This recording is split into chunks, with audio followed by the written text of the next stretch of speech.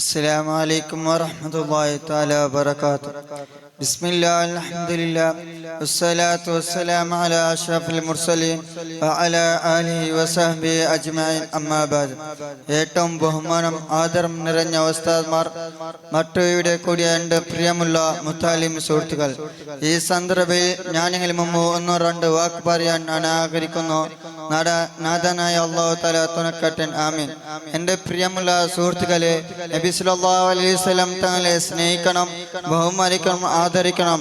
നബി സല്ലല്ലാഹു അലൈഹി വസല്ലം തങ്ങൾ പറഞ്ഞതുപോലെ നമ്മുടെ ജീവിതത്തിൽ കൊണ്ടുവരണം. ഇങ്ങനെ സ്നേഹിച്ചത് കൊണ്ടാണ് സ്വാഭിമാനം വലിയ സ്ഥാനത്ത് എത്താനുള്ള കാരണം. അതല്ലേ ചരിത്രത്തിൽ നോക്കിയാൽ സിദ്ദീഖ് റളിയല്ലാഹു അൻഹു വലിയ സ്ഥാനത്ത് എത്താനുള്ള കാരണം നബി സല്ലല്ലാഹു അലൈഹി വസല്ലം തങ്ങളെ ഒരുപാട് സ്നേഹിച്ചത് കൊണ്ടാണ്.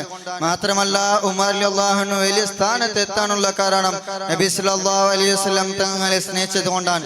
ഇങ്ങനെ സ്നേഹിച്ചത് കൊണ്ട് സ്വാഭിമാനം ഔലിയാക്കളും വലിയ സ്ഥാനം എത്താനുള്ള കാരണം അല്ലാഹു തആല തന്റെ ഖുർആനിൽ പറഞ്ഞിട്ടുള്ളത്, വമാ അർസൽനാക ഇല്ലാ റഹ്മത്തൽ ലിൽ ആലമീൻ. ഓ നബിയെ, നിങ്ങളെ ഈ ലോകത്ത് അയച്ചിട്ടുള്ളത് റഹ്മത്തായിട്ടാണ്.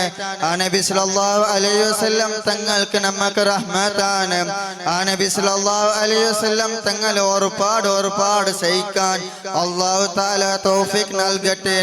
അതല്ലേ ഹദീസിൽ പറയുന്നത്, ലാ യുഅ്മിനു അഹദുകും ഹത്താ യകൂന അബ്ബൈലി മിൻ വാലിദി വഅലദി വന്നാസി അജ്മഈൻ. നിങ്ങളെ മാതാപിതാക്കളെക്കാളും നിങ്ങളെ ഭാര്യ മക്കളെക്കാളും മാത്രമല്ല ലോകത്തുള്ള എല്ലാ ജനങ്ങളെക്കാളും എന്നെ സ്നേഹിക്കുന്നത് ഓരോരുത്തരും പരിപൂർണ മുഅ്മിനാവുകയില്ലെന്ന് നബി സല്ലല്ലാഹു അലൈഹി വസല്ലം തങ്ങൾ പറഞ്ഞിട്ടുണ്ടോ?